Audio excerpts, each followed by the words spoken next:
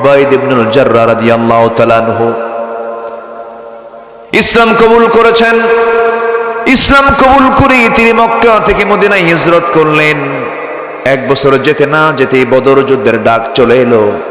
আমার নবী বদর যুদ্ধের দিন সাহাবায়ে কেরামকে নিয়ে পরামর্শ করতেছেন, সাহাবীরা শোনো, এবারে প্রথম রোজা ফরজ হয়েছে দ্বিতীয় হিজরিতে।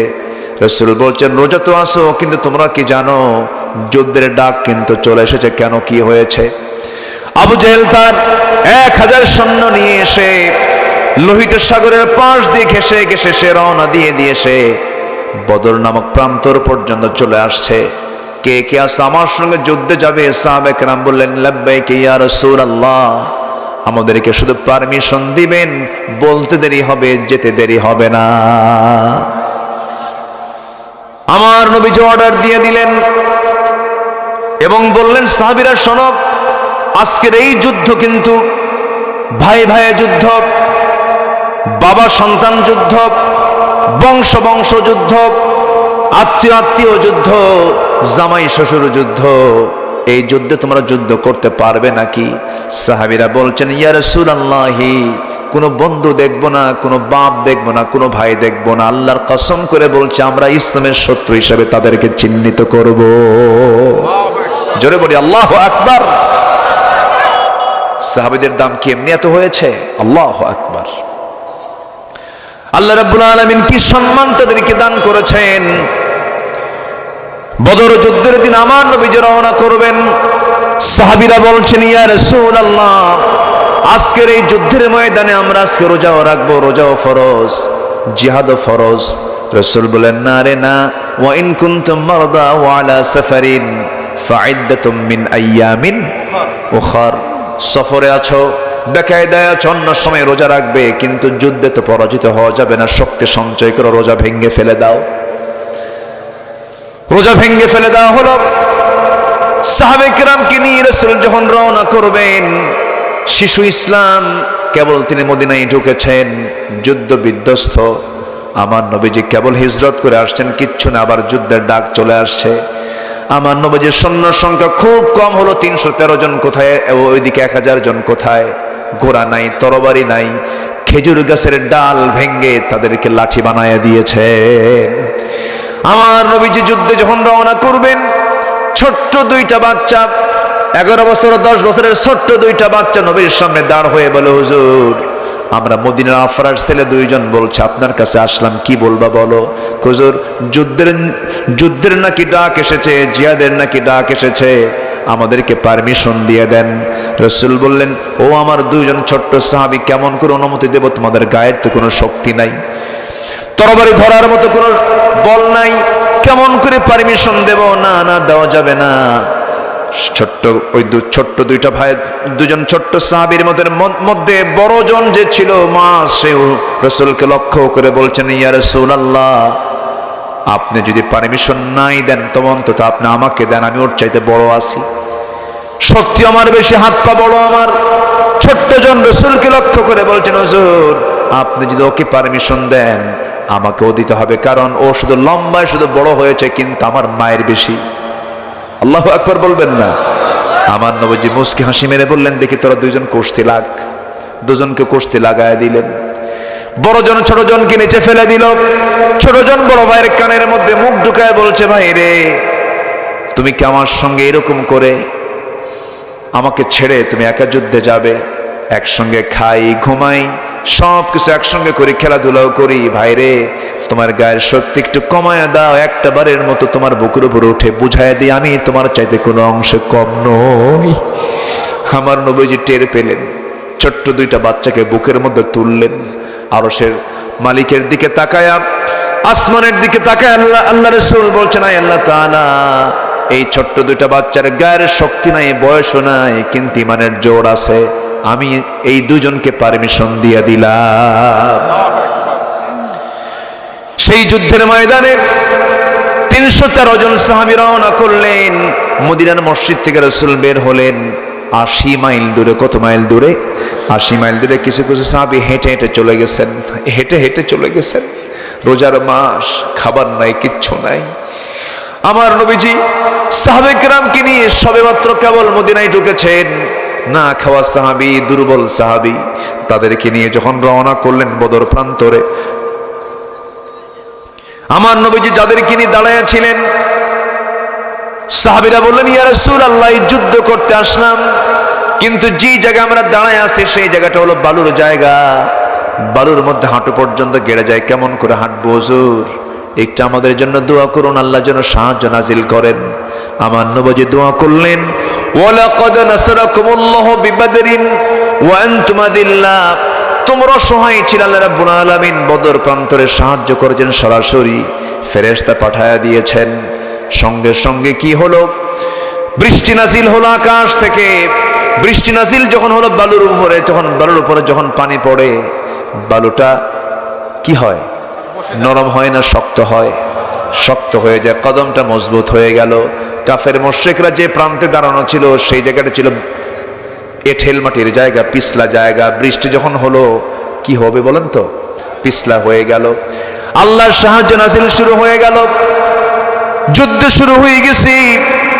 আমার নবীজি লক্ষ্য করে দেখছেন সাহাবীরা যুদ্ধেও সরাসরি তারা অংশগ্রহণ করেছে।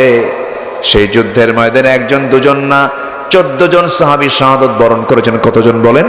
14 জন সাহাবী শাহাদাত বরণ করেছেন। কাফেরদের ভিতরে 70 জন মারা গেছে, আবার 70 জন বন্দী হয়েছে। সেই বন্দীদের ভিতরে আমার নবীজির অনেক আত্মীয় ছিলেন। আমার নবীজির সবচেয়ে বড় মেয়ের জামাই আবু সালমা ছিল, কি আবুল আস ছিলেন। আবুল আস আমার নবীর বড় মেয়ের জামাই। আমার নবীর আপন চাচা আব্বাস রাদিয়াল্লাহু আনহু, তিনিও তখন কাফের ছিলেন, তিনিও ছিলেন আবু জেলের নেতৃত্ব অবলম্বন করে যুদ্ধ করতে আসছিল। বদর যুদ্ধে কোনো নেতা কেউ জীবিত ছিল না, আবু জেহেল সহ সব নেতাগুলো বিদায় নিয়েছিল। আমার নবীজি বদর যুদ্ধের ময়দানে লক্ষ্য করলেন 14 জন সাহাবী দুনিয়া থেকে বিদায় নিয়েছেন। এর মধ্যে ওই যে ছোট্ট দুইটা বাচ্চা যুদ্ধের ময়দানে সবার সামনে দাঁড়ায় এক সাহাবীকে ডাক দিয়ে বলে, ও চাচা, কাফিরদের নেতাকে আবু জেলটা কই কই যে বসে আছে ঘোড়ার পিঠে? বলতে দেরি হলো, যেতে দেরি হলো না, সিংহের মতো গর্জন দিয়ে বাজ পাখির মতো উড়ন্ত হয়ে দৌড় মেরে দুজন চলে গেছে। দুজনের হাতে ছোট্ট তরবারি ছিল, ওরা টের পায় নাই। পজিশন নিয়ে আবু জেলের দুই পাশে দুজন দাঁড়ায় আছে। আবু জেল ঘোড়ার পিঠে বসেছিল। দুজন আল্লাহু আকবার বলে এত জোরে সজোর আঘাত করেছে। দুই আবু জেলের দুই পায়ে যখন আঘাত করেছে, ইতিহাস লেখে আবু জেল ওই যে ধরাশয়ী হয়ে জমিনে পড়ে গেছে। কোমর সোজা করে আবু জেল আর কোনোদিন দাঁড়াতে পারে নাই। জোরে বলি আল্লাহু আকবার। কিন্তু এইদিকে কাফেররা টের পেয়ে গেছে, বড় ভাই মাসকে ধরে ফেলেছে। পিছন দিক থেকে একজন এসে তার ডান হাতে আঘাত করেছে। এক আঘাতে তার ডান হাতটা চামড়ার সঙ্গে ঝুলতে লাগলো, তরবারি ঝনঝন করে পড়ে গেল। লাফ মেরে গিয়ে আবার বাম হাতে তরবারি তুলে নিয়েছেন, যুদ্ধ চালাচ্ছেন, কিন্তু ডান হাতটা চামড়ার সঙ্গে ঝুলতেছিল। বারবার বাম হাতে সে ধাক্কা খায়, যুদ্ধে ডিস্টার্ব হয় মনে করে এক পর্যায়ে ডান হাতটা বাম পায়ের নিচে রেখে এত জোরে টান মারলেন, হাতটা ছিটকে পড়ে গেল। বাম হাতে যুদ্ধ চালালেন, বাম হাতে কেটে ফেলে দিল কাফেররা। ঝনঝন করে তরবারি পড়ে গেছে। মুআজ আর যুদ্ধ করবেন কি দিয়ে? হাতই তো নাই। একজন কাফের এসে গর্দান বরাবর আঘাত করলো, মস্তকটা ছিটকে পড়ে গেল। গোটা দুনিয়াবাসী ছোট্ট ওই বাচ্চা গোটা দুনিয়াবাসীকে বুঝায় দিল আল্লাহর জমিনের দিন কায়েমের জন্য এমন করে অনায়াসে জীবন দিতে হয়। যেরকম সুবহানাল্লাহ। ওই যুদ্ধের ময়দানে একজন সাহাবী, যে সাহাবীকে লক্ষ্য করে আমি এত দূর পর্যন্ত আসলাম, উবাইদ ইবনুল জাররাহ রাদিয়াল্লাহু তাআলা আনহু, যুদ্ধে গিয়ে দেখেন তার সামনে বাপ সামনে দাঁড়ায় আছে। বাপটাকে দেখে একটা বছর দেখা হয় না, বাপকে দেখেন না। উবাইদা করলেন কি? তরবারি গুটায় নেন না, আমি আব্বাকে মারতে পারবো না। কয়েকবার ফেরত আসলেন, কিন্তু পরক্ষণেই মনে মনে ভাবলেন, না না, আমার জন্মদানকারী বাপ হতে পারে, কিন্তু সে তো ইসলামের দুশ্মন মনে করে আবার ইউ টার্ন করে তরবারিটা হাতের মধ্যে ওপেন করে নিয়ে কোষবদ্ধ তরবারি কোষমুক্ত করে নিয়ে আল্লাহু আকবার বলে বাবার সামনে গিয়ে বাপকে বাপ না মনে করে শিরকের প্রতীক মনে করে গর্দান বরাবর হাঁকায়া দিলেন। বাপ দুনিয়া থেকে বিদায় নিল। যুদ্ধ শেষ হয়ে গেছে, সবার মুখে হাসি, মুসলমানরা বিজয় লাভ করেছে, কিন্তু ওবায়দার মুখে হাসি নেই। ওবায়দা কান্দে। বলা হলো ওবায়দা কান্দে কেন? সাহাবীরা বলছেন, ইয়া রাসূলুল্লাহ, ওবায়দার বাপ আজকে যুদ্ধে মরে গেছে, এই জন্য ওবায়দা কান্দে। রাসূল বলেন, হায় আমার প্রিয় সাহাবী, ওবায়দার বাপকে কে মেরেছে? হুজুর আমরা কেউ মারি না, ওবায়দা নিজে মারছে। আমার নবীজি দুটো হাত আগায় দিয়ে বলছেন, ও আমার ওবায়দার এই দিকে আয়, আমার বুকের মধ্যে আয়। বুকের মধ্যে রাসূল তাকে উঠে আনিয়ে বলছে, ওবায়দা আজকে তুমি যে আমলটা করেছো, আল্লাহর জান্নাত তোমার জন্য ওয়াজিব হয়ে গেছে। কুল ইন কানা আবাউকুম, কুল ইন কানা আবাউকুম ওয়া আবনাউকুম, কুল ইন কানা আবাউকুম ওয়া আবনাউকুম, তোমাদের সন্তান সন্ততি। সাইয়েদনা আবু বকর সিদ্দিক রাদিয়াল্লাহু তাআলা আনহু যুদ্ধের ময়দানে গিয়ে যুদ্ধ করতেছেন। সেই সময় তার একটা ছেলে ইসলাম কবুল করে নাই। পরবর্তীতে সেই ছেলে যখন তার বাপকে বলছে, আব্বা যুদ্ধে আমি আপনাকে দেখেছিলাম কিন্তু আমি আপনাকে আঘাত করি নাই। এবার সাইয়েদনা আবু বকর বলেন, আল্লাহর কসম করে বলে সেই যুদ্ধে যদি আমি তোরে দেখতাম, তোরে আমি শেষ করে দিতাম। আল্লাহু আকবার বলেন। সন্তান আগে না আল্লাহ আগে? সন্তান আগে না রাসূল আগে? বাপ আগে না ঈমান আগে? ঈমান আগে। ইব্রাহিম আলাইহিস সালাতু ওয়াস সালাম বাপের কথা শুনেছেন? আজ থেকে শুনেছেন? বাপ তো মূর্তি বানাতো, মূর্তি পূজা করতো, বলতো বাবা এগুলো বানা। কেন? আমি এগুলো বানাই না, আমার রব বানান লাগে না, আমার রব এমনি আছে। আল্লাহু আকবার বলেন। আমাদের রব কি বানাতে হয়? আমাদের রব আছে না নাই?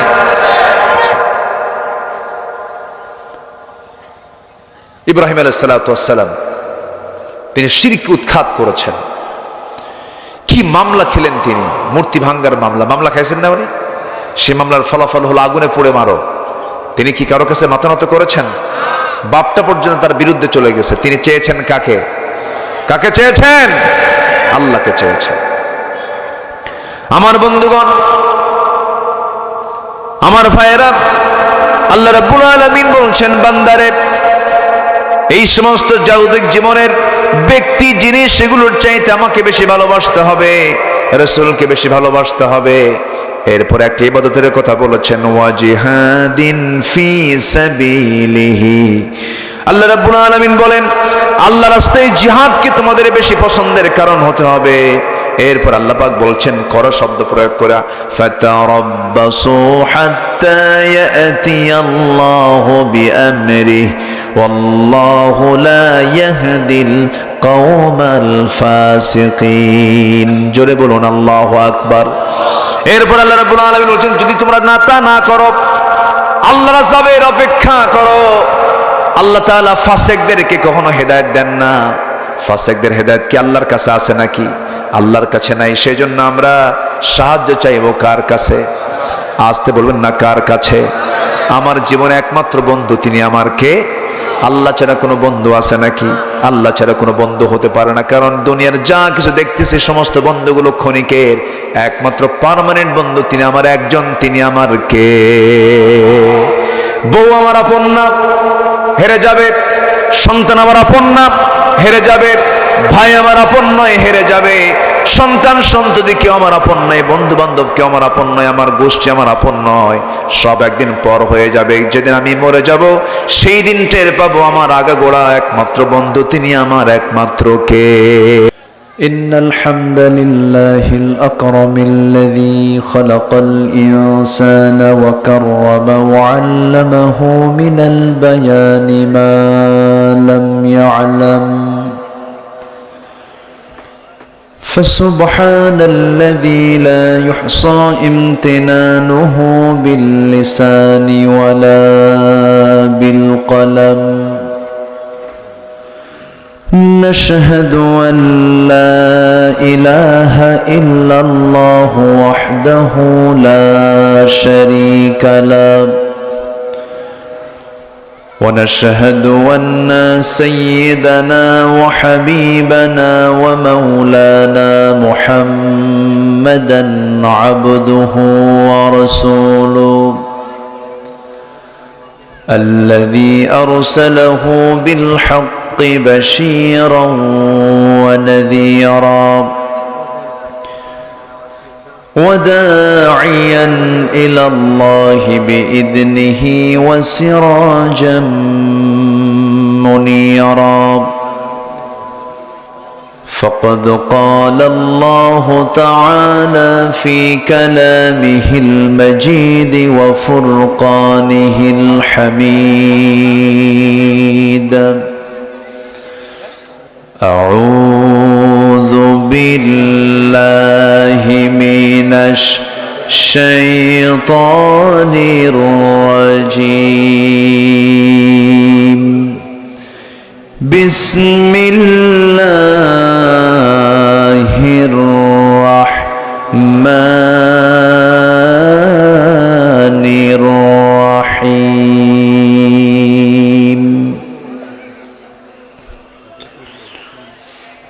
يا أيها الذين آمنوا لا تتخذوا آباءكم وإخوانكم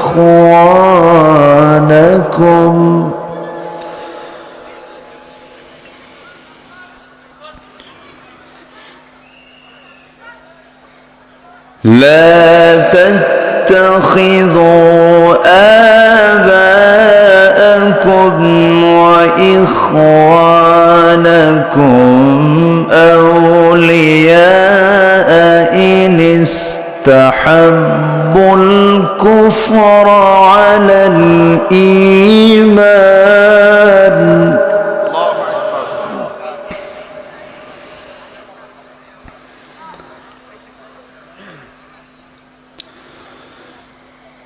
إن استحبوا الكفر على الإيمان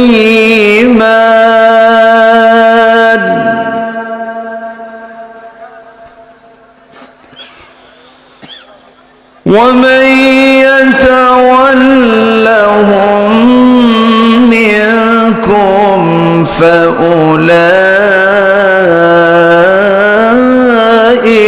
هم الظالمون.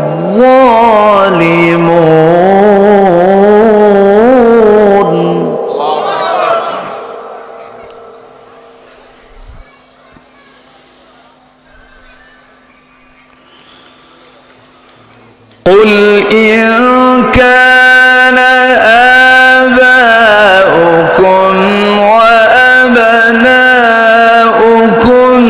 وإخوانكم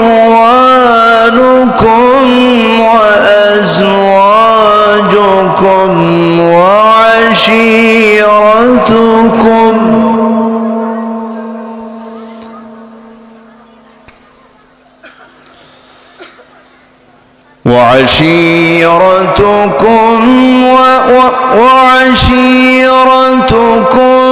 وأموال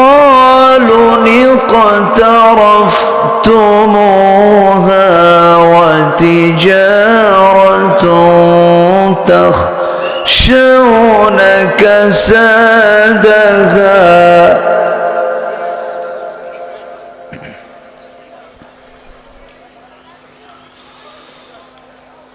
ومساكن ترضونها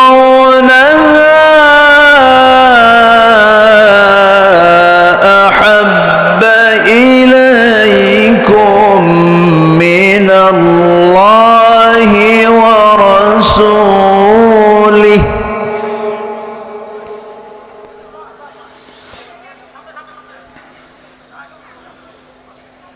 الله ورسوله وجهاد في سبيله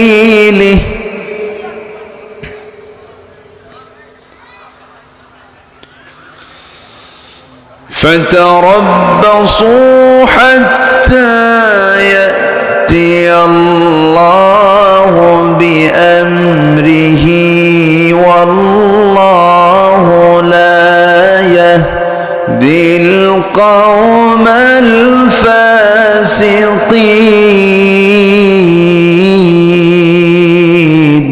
الله أكبر.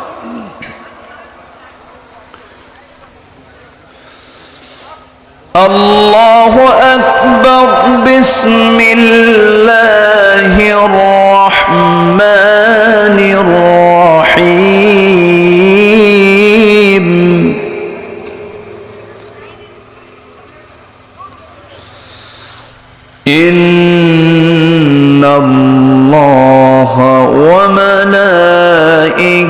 ملائكته يصلون على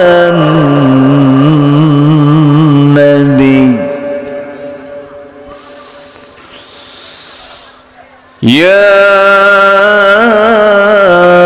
أيها الذين آمنوا صلوا عليه وسلموا تسليما اللهم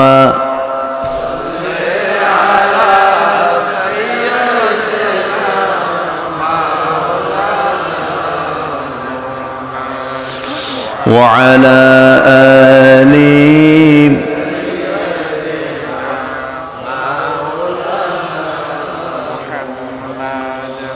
একটু মোহাব্বত দিয়ে নবীর প্রেমে মাতোয়ারা হয়ে জবান খুলে আওয়াজ দিয়ে সবাই বলুন আল্লাহুম্মা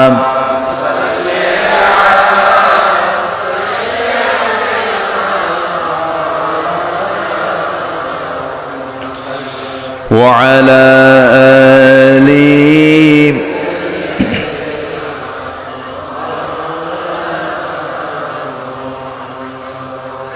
সবাই বলুন বালাগাল উলা বিকামালিহি কাশাফাত তুজা বিজামালিহি حسنت جميع خصاله صلوا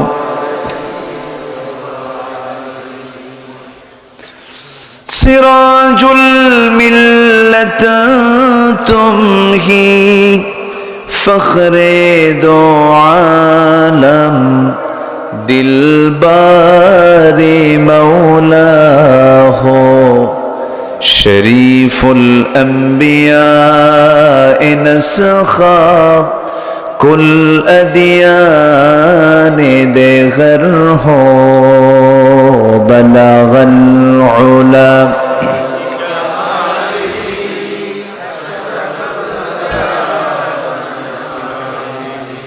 حسنت جميع خصاله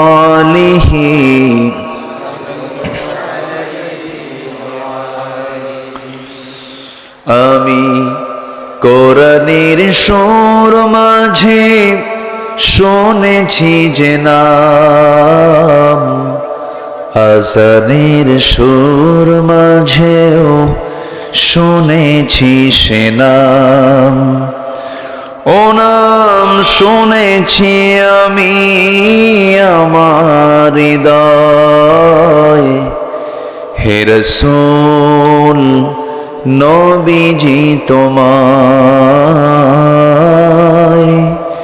হে রাসূল নবীজি তোমায় সবাই বলি সাল্লাল্লাহু আলাইহি ওয়াসাল্লাম একটু একটু ওই আওয়াজটা আমার কানে যেন আসে জি আর একটু হ্যাঁ জি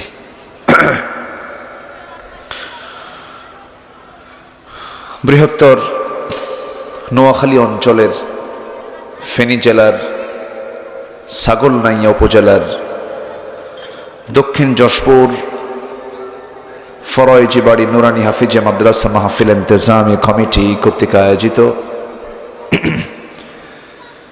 নবম বার্ষিকী ওয়াজ মাহফিল 2025 মহৎ আয়োজনের সম্মানিত সুযোগ্য সভাপতি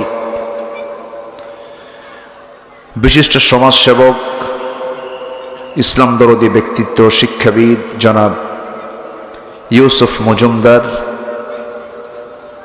আজকের মাহফিলের বরেণ্য অতিথি হাফিজ মাওলানা মুফতি শাহজালাল মাদারীপুরী উপস্থিত হাজারাত উলামায়ে কেরাম ফদালা ইজাম সুশীল সমাজ জাতির শ্রেষ্ঠ সন্তান শিক্ষক মণ্ডলী আজকের মাহফিলের প্রধান আকর্ষণ যাদেরকে নিয়ে আজকের এই সাজানো গোছানো বর্ণাঢ্য আয়োজন তাওহীদের পতাকাবাহী কালিমার ঝান্ডাবাহী দিন ইসলামের নরসারদুল বীর মুজাহিদ প্রাণ প্রিয় সম্মানিত দিনী ভাইরা, আড়ালে বসে আছেন শ্রদ্ধেয়া সম্মানিতা মা বোনেরা, আলোচনার সূচনায় আনুষ্ঠানিকতার মধ্য দিয়ে আমার পক্ষ থেকে আবারও দিল খোলা সালাম, আসসালামু আলাইকুম ওয়া রাহমাতুল্লাহি ওয়া বারাকাতুহু।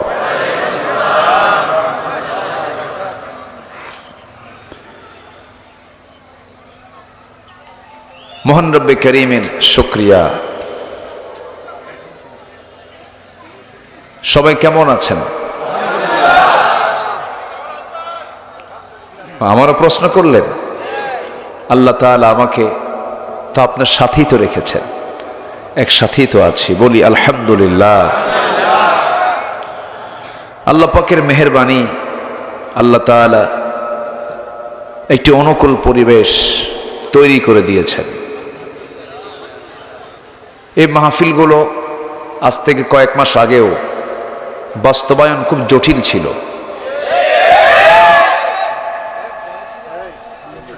মাহফিল কমিটি এতটাই বিব্রত অবস্থায় পড়তেন, মাহফিল হবে কি হবে না এটার জন্য থানায় যাওয়া লাগতো, থানায় পারমিশন নিতে হতো। থানা বলতো এসপি অফিসে যান, এসপি বলতো ডিসি অফিসে যান। কমিটির এই দৌড়াদৌড়ি করতে জুতার তলা ক্ষয় হতো, তাও মাহফিলের পারমিশন মিলত না। এখন উল্টাই থানা থেকে ফোন আসে, কমিটিকে ফোন দিয়ে বলে কিছু লাগবে কি? ঠিক আছে না? আল্লাহ পাকের মেহেরবানি যে মহান আল্লাহ সুবহানাহু ওয়া তাআলা এমন সুন্দর একটা আয়োজনে, অনুকূল পরিবেশে, প্রশস্ত চিন্তা নিয়ে, মুক্ত মনে এমন একটি পরিবেশ আসার বসার তৌফিক দিয়েছেন। কালিমাত শুকর আদায় করি, মুহাব্বাতান বলে উঠছি আলহামদুলিল্লাহ। আবারও বলছি আলহামদুলিল্লাহ। চিৎকার মেরে বলছি আল্লাহুম্মা ইন্নী আসআলুকা আল হুদা ওয়াত তুকা ওয়াল আফাফা ওয়াল গিনা। সবাই বলি আল্লাহুম্মা আইন্নি আলা যিকরিকা ওয়া শুকরিকা ওয়া হুসনি ইবাদাতিকা। সম্মানিত ভাইয়েরা, আমরা আল্লাহ তাআলার শুকর আদায় করে নিলাম। আমি আরেকটু আগে উঠলে ভালো হতো, উঠতে একটু দেরি হয়েছে। শেষ হতে যদি দেরি হয় কষ্ট হবে? আমাকে সময় দেওয়া যাবে তো? এই উপজেলার নাম কি? ছাগল নাইয়া না সল নাইয়া, ভালো করে কবেন কিন্তু। সাগর নাইয়া। হ্যাঁ, তো ছাগল এটা প্রাণীর নাম। এটা কিসের নাম? প্রাণীর নাম। খুব সোজা জাত না এটা? খুব ভালো কথা শোনে না? শোনে। কিন্তু এই ছাগলটা হচ্ছে এমন একটা প্রাণী যে প্রাণীর সাথে পৃথিবীর সকল নবীর সম্পর্ক ছিল। কি ঠিক আছে না? সকল নবীর সম্পর্ক ছিল এই ছাগলের সাথে। সেই ছাগল নিয়ে আপনারা আছেন কে? এটা থানার তফসির করে দিলাম। রাসূল ছিলেন রাখাল, তিনি রাখালিপনা করেছেন। এরপরে আদম থেকে শুরু করে এমন কোন নবী নাই যে নবী রাখাল ছিলেন না। তো নামটা শুনে আমার ভালোই লেগেছে, আলহামদুলিল্লাহ। ছাগল চড়েছেন সবচেয়ে বেশি টাইম হচ্ছে একজন নবী, তিনি হচ্ছেন মূসা আলাইহিস সালাতু ওয়াস সালাম। 10 বছর কত বছর? 10 বছর। দেখি যদি সুযোগ হয় তার লাইফের দিকে আস্তে আস্তে যাব। আমরা আমাদের নবী নিয়ে বসেছি। আমাদের নবীর নাম কি? উনি একটা স্লোগান দিয়েছেন, আমার নবী তোমার নবী বিশ্বনবী মুস্তফা, আমার নেতা তোমার নেতা বিশ্বনবী মুস্তফা সাল্লাল্লাহু। তখন আমি চিন্তা করলাম দেখি আজকে কি বিষয়ে কথা বলা যায়, একটা প্ল্যান নিলাম। তো আমি সূরা তাওবা থেকে 23, 22, 23 এবং 24 এই দুটো আয়াতে কারিমা আমি তেলাওয়াত করেছি। দুটো আয়াতকে সামনে রেখে কিছু কথা বলতে চাচ্ছি। আল্লাহ যেন আমার মুখ থেকে সেই কথাগুলো বের করে দেন যে কথাগুলো মুসলিম উম্মার জন্য এই মুহূর্তে দারুণ প্রয়োজন। আল্লাহ কবুল করুন, জোরে বলে আমিন। সম্মানিত ভাইয়েরা, আল্লাহ তাআলা এখানে ইমানকে প্রাধান্য দিতে বলেছেন, ব্যক্তিকে না। কোন ব্যক্তির প্রাধান্য ইসলামে নেই। ইসলামের প্রাধান্য হলো ইমানকে। কিসের প্রাধান্য? ইমানের প্রাধান্য দিতে হবে। আর যে মোহাব্বত, যে ভালোবাসা, যেটাকে আরবিতে হুব্বুন বলা হয়, মোহাব্বত বলা হয়। এখন তো ভালোবাসা দিবস আছে একটা, তাই না? ওগুলো না।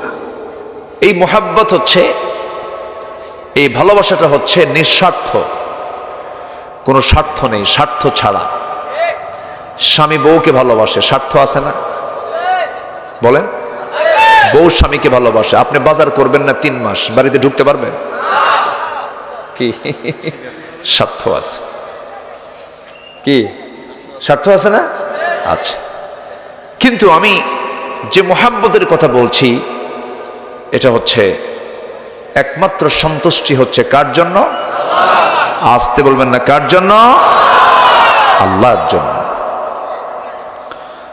দ্বিতীয় আয়াতে আল্লাহ রাব্বুল আলামিন জাগতিক জীবনে চলতে গিয়ে কিছু মায়া, দয়া, মোহাব্বত তৈরি হয় কিছু কিছু ব্যক্তির উপরে, কিছু কিছু জিনিসের উপরে। আল্লাহ বলছেন এই 8টা জিনিসের চাইতেও তোমাকে আমি আল্লাহ, আমার রাসূলকে বেশি মোহাব্বত করতে হবে এবং জিহাদকে ভালোবাসতে হবে সাথে সাথে। কার বক্তব্য এগুলো? আসতে বলবেন না, কার বক্তব্য? আমি সংক্ষিপ্ত সার বললাম, এখন আসুন আমরা ধীরে ধীরে ব্যাখ্যার দিকে যাব। সম্মানিত ভাইয়েরা, আমরা যে কিতাব নিয়ে বসেছি এই কিতাব যে আল্লাহর কিতাব, সন্দেহ লাগে? সন্দেহ আছে? চুল পরিমাণ কোনো সন্দেহ নাই। এই কিতাব এত তথ্য দেয়, এত আগাম তথ্য দিয়েছে। কেমনে? এটা কেমনে মানুষের পক্ষে সম্ভব? আমরা যে জমিনে বসে আছি, এই জমিন এবং ওই যে আকাশ, নীলাকাশ দেখা যায়, ওই নীলাকাশ এবং এই জমিন, এই দুটার মাঝে যে মহাশূন্য আমরা দেখছি, এই মহাশূন্য কিন্তু ছিল না। এটা ফাঁকা ছিল না, এটা এক জায়গায় ছিল। কি বলেন তো, কি ছিল? লাগানো ছিল। এই জমিন এবং আসমানটা ছিল কি? লাগানো, একদম জয়েন্ট ছিল, লাগানো ছিল। তো এখানে একটা প্রচন্ড ধাক্কা হয়েছে, প্রচন্ড ধাক্কার মধ্য দিয়ে এই মহাশূন্যের সৃষ্টি হয়েছে। এটা আধুনিক বিজ্ঞান এটাকে বলছে হলো big bang theory. Big bang theory এটা আধুনিক যারা দুনিয়ার সায়েন্স নিয়ে যারা গবেষণা করেন তারা এটা বুঝতে পেরেছেন। বিগ ব্যাং থিওরি আলোচিত একটা থিওরি। এই তথ্যটা আল্লাহ রাব্বুল আলামিন আজ থেকে, যে যুগে আধুনিক কোনো যন্ত্রপাতি ছিল না, কিছুই ছিল না, কোনো ল্যাবরেটরি ছিল না, সেই যুগে এই কোরআন 1500 বছর আগে এই তথ্য আগেই বলে দিয়েছে। জোরে বলি সুবহানাল্লাহ। আল্লাহ রাব্বুল আলামিন বলেন, أولم ير الذين كفروا أن السماوات والأرض كانتا رتقا ففتقناهما وجعلنا من الماء كل شيء حي. جربون الله أكبر. কাফেররা কি খেয়াল করে না? কাফেররা কি লক্ষ্য করে না? আমি আল্লাহ রাব্বুল আলামিন এই আকাশ এবং জমিনকে দুটোকে এক জায়গায় রেখেছিলাম, প্রচন্ড ধাক্কার মধ্যে দিয়ে বিশাল মহাশূন্য আমি আল্লাহ রাব্বুল আলামিন সৃষ্টি করেছি, এবং প্রত্যেকটা মৃত্যুকে পানির মধ্য দিয়ে জিন্দা করেছি। আল্লাহ রাব্বুল আলামিন এই তথ্য ১৫০০ বছর আগে দিয়েছেন। এখন বলুন তো, বিজ্ঞান কি প্রমাণ করেছে না বিজ্ঞান ধার নিয়েছে?